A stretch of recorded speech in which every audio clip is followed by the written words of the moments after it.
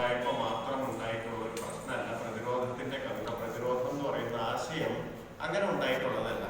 നമുക്ക് അറിയാവുന്ന ഒരു കാര്യം, ഫാസിസം ഇന്ത്യയിൽ ഇപ്പോൾ വളരെ പുത്തനായിട്ടാണ് ഉണ്ടാവുന്നതെങ്കിലും അത് ലോകത്തിൽ പുത്തനായിട്ടുള്ള ഒരു കാര്യം ഒന്നുമല്ല. എന്താണ് ഈ അധികാരികളും ജനങ്ങളും തമ്മിലുള്ള ബന്ധം എന്നതിനെ പറ്റി ജനാധിപത്യം ഉടലെടുത്ത അന്ന് മുതൽ പലതരത്തിലുള്ള ആശയങ്ങൾ ലോകത്ത് മുഴുവൻ ഇങ്ങനെ പലതരത്തിൽ ചർച്ച ചെയ്തുകൊണ്ടിരിക്കുന്നുണ്ട്.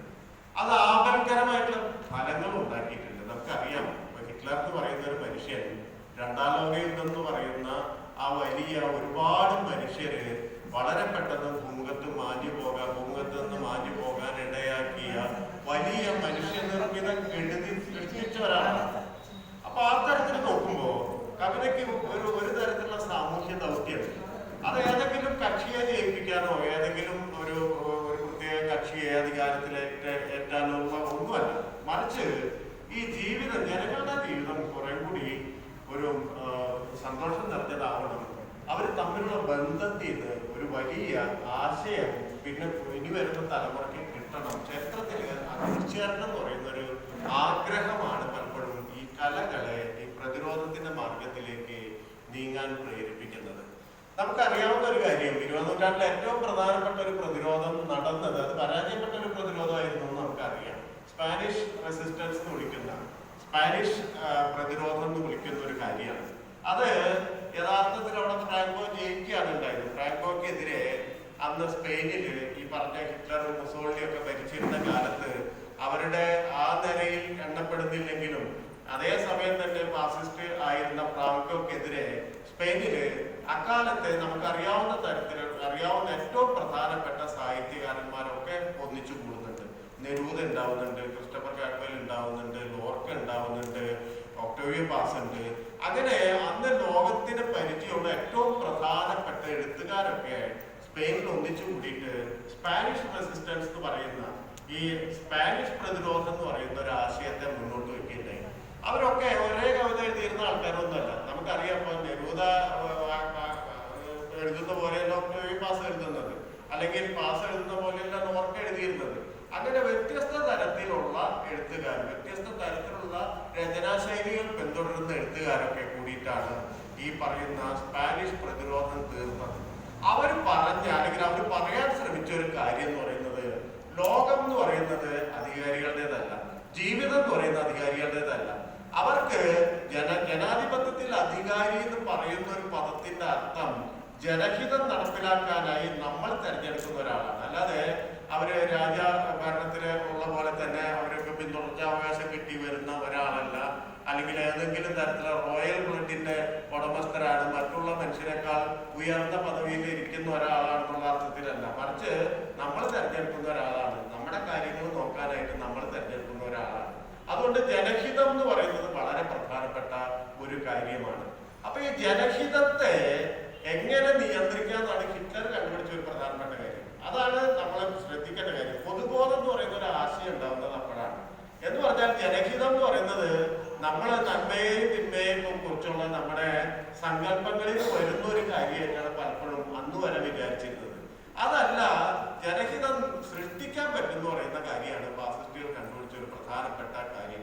അതിനാണ് ഇപ്പൊ നമ്മൾ ഈ പോസ്റ്റ് ട്രൂത്ത് എന്നൊക്കെ വിളിക്കുന്നത്, സത്യാനന്തരത എന്നൊക്കെ ഒരർത്ഥത്തിൽ വിളിക്കുന്നത് അതിനെയാണെന്ന് വിളിക്കാം. എന്ന് പറഞ്ഞാല് നിങ്ങളോട് ഒരു പ്രൊപ്പഗാൻഡ, ഒരു വലിയ പ്രചരണം നടത്തി കഴിഞ്ഞാല് നിങ്ങൾക്ക് ഏത് നുണയും അത് സത്യമാണെന്ന് തോന്നിക്കാൻ കഴിയും എന്നുള്ളതാണ് അവർ കണ്ടുപിടിച്ച ഏറ്റവും പ്രധാനപ്പെട്ട ഒരു കാര്യം എന്ന് പറഞ്ഞത്. ജനങ്ങളോട് ഒരു നുണ 100 ആവർത്തിച്ച് പറഞ്ഞാല് അത് 101ാമത്തെ തവണ ജനങ്ങൾ നമ്മളോട് പറഞ്ഞു തുടങ്ങും. ജനങ്ങൾ അവരുടെ വിശ്വാസമായിട്ട് നമ്മളോട് പറഞ്ഞു തുടങ്ങും എന്നുള്ളൊരു ആശയമാണ് അവര് കണ്ടുപിടിച്ച ഒരു പ്രധാനപ്പെട്ട മനുഷ്യരെ സംബന്ധിച്ച, മനുഷ്യ സംസ്കാരത്തെ സംബന്ധിച്ച ഒരു പ്രധാനപ്പെട്ട ആശയം എന്ന് പറയുന്നത്.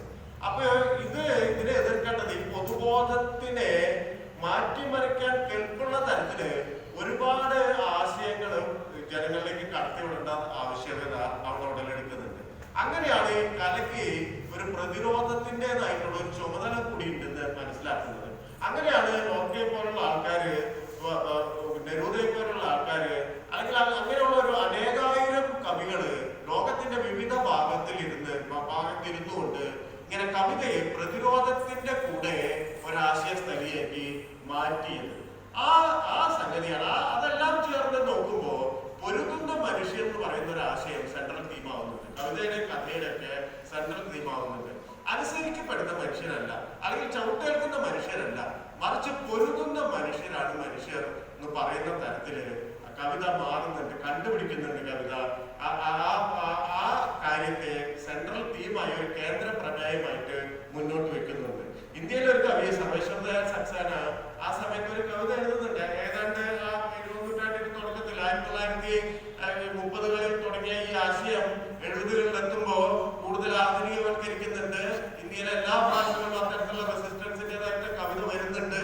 അപ്പോഴാണ് പലപ്പോഴും നമ്മുടെ ചരിത്രത്തിലെ മറന്ന ഏടുകള് മുന്നോട്ട് വരുന്നത്. സർവേശ്വരദയാൽ സക്സേന ആ കാലത്ത് എഴുതുന്ന ഒരു കവിത പറയുന്നുണ്ട്, ഇപ്പം മനുഷ്യന് ഏറ്റവും സൗന്ദര്യമുള്ളത് എപ്പോഴാണെന്ന് ചോദിക്കുന്നുണ്ട്. മനുഷ്യർക്ക് എപ്പോഴാണ് ഏറ്റവും കൂടുതൽ സുന്ദരികളും സുന്ദരന്മാരുമായി കാണപ്പെടുക എന്ന് ചോദിക്കുന്നുണ്ട്. അങ്ങനെ പറയുന്നുണ്ട്, ഇപ്പൊ ഒരു ആടിന് ഏറ്റവും സൗന്ദര്യമുള്ള ഒരു ആടായി തീരുന്നത് അതിങ്ങനെ കൂട്ടിൽ കിടക്കുമ്പോഴല്ല, അല്ലെങ്കിൽ വെറുതെ മേയുമ്പോഴുമല്ല, മറിച്ച് അതിനെത്താൻ പറ്റാത്ത ഒരു പച്ചിലയിലേക്ക് അതിങ്ങനെ കാലുയർത്തി മരത്തിലൊക്കെ ഇങ്ങനെ കാല് വെച്ചിട്ട് എത്താത്തൊരു പച്ചിലയിലേക്ക് ഇങ്ങനെ അത് ആഞ്ഞു ശ്രമിക്കുമ്പോഴാണ് ഒരാട് ഏറ്റവും ഭംഗിയുള്ള ആടാവുന്നതെന്ന് പറയുന്നത്. അതുപോലെയാണ് മനുഷ്യര് നമ്മുടെ വിധിയാണെന്ന് പറഞ്ഞ് നമ്മുടെ ജീവിതത്തിൽ വന്നു വീഴുന്ന എല്ലാം നമ്മുടെ വിധിയാണ്, നമ്മളത് സഹിക്കാൻ വിധിക്കപ്പെട്ടവരാണെന്ന് പറഞ്ഞ് അടങ്ങി ഒതുങ്ങി ഇരിക്കുമ്പോഴല്ല, മറിച്ച് ഈ സാഹചര്യങ്ങൾ മനുഷ്യനിർമ്മിതമാണെന്നും അത് മറികടക്കാൻ പറ്റുമെന്നും അതിനെതിരെ പൊരുതാൻ തങ്ങളുടേതായ ഉത്തരവാദിത്തം തങ്ങൾക്കുണ്ടെന്ന് തിരിച്ചറിയുമ്പോഴാണ് ആ പൊരുതുന്ന മനുഷ്യർക്കാണ് ഏറ്റവും ഭംഗിന്ന് സർവേശ്വരദയാൽ സക്സേന കണ്ടുപിടിക്കുന്നത്. മറ്റൊരു കവിതയിൽ സക്സേനയുടെ മറ്റൊരു കവിതയിൽ പറയുന്നുണ്ട്, വെടിയേറ്റ് വീഴുമ്പോ ആദ്യത്തെ ആള് റാം എന്ന് നിലവിളിച്ചിട്ടാണ് വീഴുന്നത്, രണ്ടാമത്തെ ആള് നിലവിളിച്ചു വീഴുന്നത് മാവോ എന്ന് പറഞ്ഞിട്ടാണ്, മൂന്നാമത്തെ ആള് വെടിയേറ്റ് വീഴുമ്പോ ഉരുളക്കിഴങ്ങെന്നാണ് പറയുന്നതെന്ന് പറയുന്നുണ്ട്. ആദ്യത്തെ ആള് രാമാന്ന് വിളിച്ചു വീഴുന്നു, രണ്ടാമത്തെ ആള് മാവോ എന്ന് വിളിച്ചു വീഴുന്നു, മൂന്നാമത്തെ ആള് ഉരുളക്കിഴങ്ങെന്ന് വിളിച്ച് വീഴുന്നു. പോസ്റ്റ്മോർട്ടം റിപ്പോർട്ട് വന്നപ്പോ ആദ്യത്തെ രണ്ടുപേരുടെയും വയറ് നിറഞ്ഞിരുന്നു എന്നാണ് സർവേശ്വരദയാൽ സക്സേന പറയുന്നത്. എന്ന് പറഞ്ഞാല് ഈ റെസിസ്റ്റൻസിന്റെ ഉള്ളിൽ തന്നെ ഈ മധ്യവർഗത്തിൻ്റെതായിട്ടുള്ള ഒരു ഇന്റീരിയർ ഡെക്കറേഷൻ അല്ല റെസിസ്റ്റൻസ്, മറിച്ച് അത് യഥാർത്ഥത്തിൽ വിശക്കുന്ന മനുഷ്യർ, ആവശ്യപ്പെടുന്ന മനുഷ്യരുടെ ഒരു സംഗതിയാണെന്നുള്ള തരത്തിലേക്ക് ഈ കവിത കൊണ്ടുപോകുന്നത്. അങ്ങനെ ആഴത്തിലേക്ക് കൊണ്ടുപോവാൻ നമ്മുടേതായിട്ടുള്ള ഈ സുഷുപ്തിയുടേതായിട്ടുള്ള നിദ്രയുടേതായിട്ടുള്ള എല്ലാ മായികതകളിൽ നിന്നും യാഥാർത്ഥ്യത്തിന്റെ ഏറ്റവും ഭീകരവും വികൃതവുമായിട്ടുള്ള മുഖത്തേക്ക് കൊണ്ടുപോകാൻ കവിതയ്ക്ക് അക്കാലത്ത് സാധിച്ചിട്ടുണ്ട് എന്നുള്ളത് വളരെ പ്രധാനപ്പെട്ട കാര്യമായിട്ട് നമ്മൾ മനസ്സിലാക്കണം. കവിത ലോകത്തെല്ലായിടത്തും ചെയ്തതാണ്. ഇപ്പൊ നമുക്ക് നെരൂദയുടെ ചരിത്രം നോക്കിക്കഴിഞ്ഞാൽ അറിയാം. നമ്മള് ഇപ്പൊ ഏറ്റവും കൂടുതൽ നെരൂദയെ പറയുന്നത് ആദ്യത്തെ സമാഹാരത്തിലെ ഏറ്റവും ദുഃഖഭരിതമായ വരികൾ എന്ന് പറയുന്ന ബാലേന്ദ്രൻ ചുള്ളിക്കാട് മലയാളത്തിലേക്ക് തർജ്ജമ ചെയ്ത കവിത ഒരുപാട് ആൾക്കാർ വായിച്ചിട്ടുണ്ടോ അല്ലെ? കഴിയുമീരാവെനിക്ക് ഏറ്റവും ദുഃഖഭരിതമായ വരികൾ കുറിക്കുവാൻ എന്നൊക്കെ പറയുന്ന അങ്ങനെ വലിയ തരത്തിലുള്ള പ്രേമഗീതങ്ങൾ എഴുതിയ നെരൂദ കാന്റോ ജനറൽ എന്ന് പറയുന്ന സ്ഥലത്ത് എത്തുമ്പോ, അല്ലെങ്കിൽ ഈ ചരിത്രത്തിൽ കൂടെ കടന്നു പോകുമ്പോ, ഈ പ്രണയം എന്ന് പറയുന്നത് ആരെങ്കിലും രണ്ട് വ്യക്തികൾ തമ്മിലുള്ളതല്ല, മറിച്ച് അതൊരു ജീവിത പ്രണയമാണ്. ഈ ജീവിത പ്രണയം എനിക്ക് മാത്രമല്ല, അല്ലെങ്കിൽ ഞാൻ സ്നേഹിക്കുന്ന ആൾക്ക് മാത്രമല്ല, ലോകത്ത് എല്ലാവർക്കും അവകാശപ്പെട്ടാണെന്നുള്ള തരത്തില് അതിന് വളരെ വിശാലമായിട്ടുള്ള ഒരു ഭൂമിക ഉണ്ടാവുന്നുണ്ട്. അങ്ങനെയാണ് മാച്ചു പിച്ചുവിന്റെ വിവരങ്ങൾ ഉണ്ടാവുന്നത്, കാന്റോ ജനറൽ ഉണ്ടാവുന്നത്. അവിടെ തൊട്ട് നെരൂദയുടെ കവിത വലുതായിട്ട് മാറുന്നുണ്ട്. ഇതുപോലെ ഓരോ മനുഷ്യന്റെയും 20ാം നൂറ്റാണ്ടിലെ ഏറ്റവും പ്രധാനപ്പെട്ട കവികൾ എടുത്തു കഴിഞ്ഞാൽ അവരൊക്കെ തന്നെ ഇങ്ങനെ വലിയ തരത്തില് ഈ പറയുന്ന റെസിസ്റ്റൻസ് എന്ന് പറയുന്ന ആശയത്താൽ, പ്രതിരോധം എന്ന് പറയുന്ന ആശയത്താൽ അങ്ങേയറ്റം മാറ്റി മറയ്ക്കപ്പെട്ടതായിട്ട് കാണാൻ കഴിയും. ഇന്ത്യയിലും അതിന് ഒരുപാട് ഉദാഹരണങ്ങൾ. സർവേശ്വരദയാൽ സക്സേനയുടെ കാര്യം ഒരു കാര്യമാണ് പറഞ്ഞത്. ഇപ്പൊ ഉദാഹരണമായിട്ട് ഇപ്പോ ഈ ദളിത് പോയട്രി മറാത്തയിലും ഗുജറാത്തിലൊക്കെ വളരെ ശക്തി പ്രാപിക്കുന്നുണ്ട് 70കളിൽ എത്തുമ്പോൾ. ഇങ്ങനെ ഒരു പ്രത്യേക തരത്തിലുള്ള റെസിസ്റ്റൻസ് വരുമ്പോഴാണ് പല ചരിത്രവും മുന്നോട്ട് വരിക. ഇപ്പൊ 1920കളിൽ നടന്ന കാര്യമാണ് ഈ മഹാട് സത്യാഗ്രഹം എന്ന് പറയും. കൊങ്കൺ പ്രവിശ്യയില് നമുക്കറിയാം, നമ്മുടെ കേരളത്തോട് വടക്കൻ പ്രദേശത്തോട് ഇങ്ങനെ പോകുന്ന കൊങ്കൺ റെയിൽവേയെ പറ്റിയൊക്കെ നമുക്കറിയാമോ. അതിലെ പോകുമ്പോൾ ഉള്ളൊരു ചെറിയ സ്ഥലമാണ് ഈ മഹാട് എന്ന് പറയുന്നത്. പക്ഷേ ഇന്ത്യയുടെ ചരിത്രത്തിൽ അതിന് വളരെ പ്രധാനപ്പെട്ട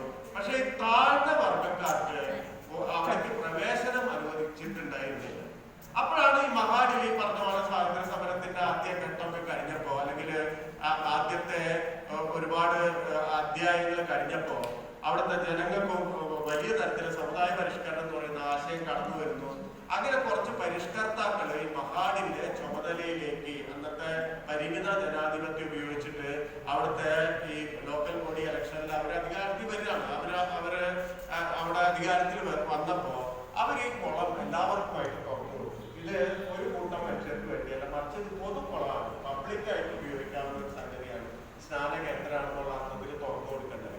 പക്ഷെ നമ്മള് ഇപ്പൊ പലയിടത്തും കണ്ട പോലെ, നമ്മള് കേരള ചരിത്രത്തിൽ സമകാലീന ചരിത്രത്തിലൊക്കെ കണ്ട പോലെ ഈ ശബരിമലയിൽ വിധി വന്നിട്ട് നമുക്ക് പോകാൻ പറ്റാത്ത അവസ്ഥ ഉണ്ടായിരുന്നല്ലോ. സ്ത്രീകൾക്ക് വേണ്ടി തുറന്നു കൊടുക്കാമെന്ന് സുപ്രീം കോടതി വിധി വന്നിട്ടും ആ പൊളിച്ചും പാത്തും ഒതുങ്ങിയൊക്കെ പോകേണ്ട ഒരു ഗതികേട് ഉണ്ടായിരുന്നത് നമ്മൾ കണ്ടല്ലോ.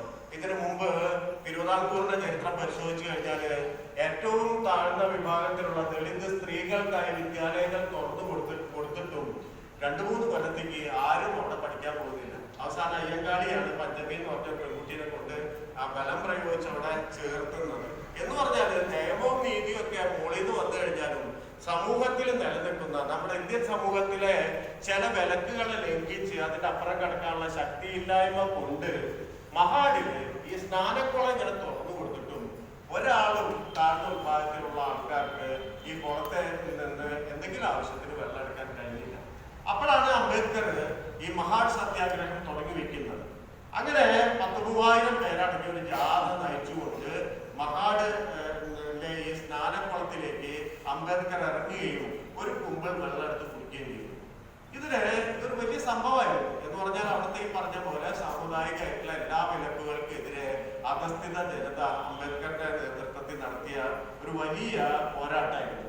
പക്ഷേ ഇത് കവിതയിൽ വരുന്നത് 1970-കളിൽ ഈ ദളിത് പോയട്രി ഒക്കെ വരുമ്പോഴാണ്. അതുവരെ ഈ ചരിത്രം പുറത്തെടുക്കാണ്. അപ്പോഴാണ് ജോസഫ് മക്വാൻ എന്ന് പറയുന്ന ഒരു കവി, ഒരു ഗുജറാത്തി കവി എഴുതുന്നത്, നീ ഒരു കുമ്പിൾ വെള്ളമേ കുടിച്ചോളൂ, നീ ഒരു കുമ്പിൾ വെള്ളം കുടിച്ചോളൂ ഇതിൽ ഇറങ്ങിയിട്ട്. പക്ഷെ ഞങ്ങൾ അടിമത്തത്തിന്റെ അനേകായിരം കടലുകൾ, ആ ഒരു കുമ്പിൾ വെള്ളം, നീ ഒരു കുമ്പിൾ വെള്ളം കുടിച്ചപ്പോ ഞങ്ങൾ ചാടി കടന്നത് അനേകായിരം അടിമത്തത്തിന്റെ അനേകായിരം കടലുകളാണെന്ന് ജോസഫ് മക്വാൻ എഴുതുന്നുണ്ട്.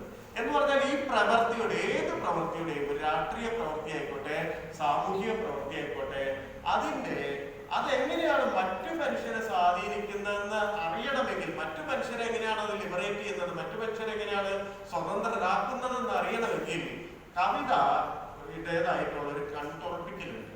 ആ കൺതുറപ്പിക്കൽ ഉണ്ടാവുന്നത് 1970-കളിലാണ്. അതാണ് ആലോചിക്കുന്നത്. ഇത്രയും കാല ചരിത്രമൊക്കെ മറിഞ്ഞു കിടക്കുമ്പോൾ 1970-കളിൽ ഗുജറാത്തിലും അതുപോലെ തന്നെ മറാത്തിയിലും ദളിത് കവിത ഉണ്ടാകുമ്പോഴാണ് ഈ കൺതുറപ്പിക്കൽ ഉണ്ടാവുന്നത്.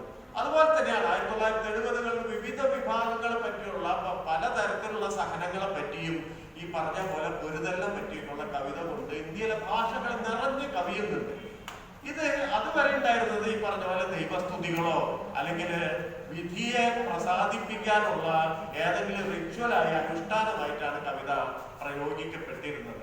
അവിടെ നിന്നാണ് ദൈവത്തിനെ കരഞ്ഞു വിളിക്കുന്ന അടുത്തുനിന്നാണ് എന്നെ രക്ഷിക്കണേ. നമ്മളൊക്കെ പഴയ പ്രാർത്ഥനാ ഗീതങ്ങൾ നോക്കിയാൽ അറിയാം, നരകവാരിധി നടുവിൽ നിന്ന് എന്നെ കരകയറ്റിയിടണം ശിവശംഭോ എന്നാണ് പ്രാർത്ഥിച്ചിരുന്നത്. എന്റെ വീട്ടിലൊക്കെ എന്റെ അമ്മയിരുന്ന് പ്രാർത്ഥിച്ചിരുന്നത് ഇതാണ്. എന്ന് പറഞ്ഞാല് നമുക്ക് ഈ നരകാണ്, ഈ നരകത്തിൽ നിന്ന് രക്ഷിക്കണമെങ്കിൽ കനിയണം, മുകളിലുള്ള ഒരാൾ കനിയണം. ഈ കനിയുന്ന ആളെ കരഞ്ഞു വിളിക്കലായിരുന്നു കവിത. അതും കവിതയായിരുന്നു, കവിത അല്ലാതൊന്നും പറയാൻ പറ്റില്ല. പക്ഷെ ഇതായിരുന്നു ആ കവിതയിൽ ദീനദീനമായിട്ടുള്ളൊരു രോദനമായിരുന്നു ഈ നമ്മുടെ പ്രാർത്ഥനകൾ പോലും. അതാണ് നമ്മൾ ആലോചിക്കേണ്ടത്. ദൈവത്തെ പ്രാർത്ഥിക്കുമ്പോ മീരയെ പോലെ അല്ലെങ്കിൽ അക്കാമഹാദേവിയെ പോലെ അല്ലെങ്കിൽ അത്തരത്തിലുള്ള അനേകം നമ്മൾ പണ്ട് പഠിച്ചിട്ടുള്ള ഭക്തകവികളെ പോലെ ആനന്ദം കൊണ്ട് നൃത്തം ചെയ്യല്ല അവർ ചെയ്തിട്ടുള്ളത്. മറിച്ച് ഇവര് ദീനദീനമായി കരഞ്ഞു പിടിക്കുകയാണ് ഈ കവിതകളിൽ കൂടിയൊക്കെ ചെയ്യുന്നത്. അവിടെ നിന്നാണ് അങ്ങനെ ദീനദീനമായി കരഞ്ഞല്ല വിളിക്കേണ്ടത്, മറിച്ച് പൊരുതുകയാണ്. ഞങ്ങൾ ഇവിടെ ജീവിച്ചിരിക്കുന്നുണ്ട് എന്നതിന്റെ തെളിവ്, ഞാൻ ഇവിടെ ഉണ്ട് എന്നുള്ളതിന്റെ തെളിവ്, ഞാൻ റെസിസ്റ്റ് ചെയ്യുന്നു എന്നുള്ളതാണ്, ഞാൻ പ്രതിരോധിക്കുന്നു എന്നുള്ളതാണ്. ഈ രാജ്യത്ത് എനിക്കും അവകാശമുണ്ട്. കവി എന്നുള്ള നിലയ്ക്ക് അല്ലെങ്കിൽ സാധാരണ മനുഷ്യർ എന്നുള്ള നിലയ്ക്ക് നമുക്കും അവകാശമുണ്ട്. ആ അവകാശം അത് ഏറ്റവും പ്രധാനപ്പെട്ടതാണ്. അധികാരിയുടെ അവകാശം പോലെ തന്നെ അവകാശപ്പെട്ടതാണ് സാധാരണക്കാരുടെ അവകാശം എന്ന് പറഞ്ഞ് വരുന്ന ഒരു എഴുത്താണ് പിൽക്കാലത്ത് ഉണ്ടായിട്ടുള്ളത്. അതാണ് പ്രതിരോധത്തിന്റെ കവിത എന്ന് പറയുന്നത്. അതെല്ലാത്തിനും നിരാകരിക്കുന്നുണ്ട്. ഈ റൊമാന്റിക് കവിത ഒരു കാലത്ത് ചെയ്ത പോലെ അത് രാജാധികാരത്തെ നിഷേധിക്കാൻ വേണ്ടി ദൈവാധികാരം കൊണ്ടുവന്നു. അല്ലെ, ടാഗോറിന്റെ കവിതകളൊക്കെ കാണാൻ ദൈവത്തിനെയാണ് സ്തുതിക്കുന്നത്. സൂചിപ്പിക്കുന്നത്. അവിടെയുള്ള രാജാവിനെ അല്ല, അല്ലെങ്കിൽ ജോർജ് ആറാമനെ എഴുത്തുമുദ്രാക്കിയ ഒന്നൊന്നല്ല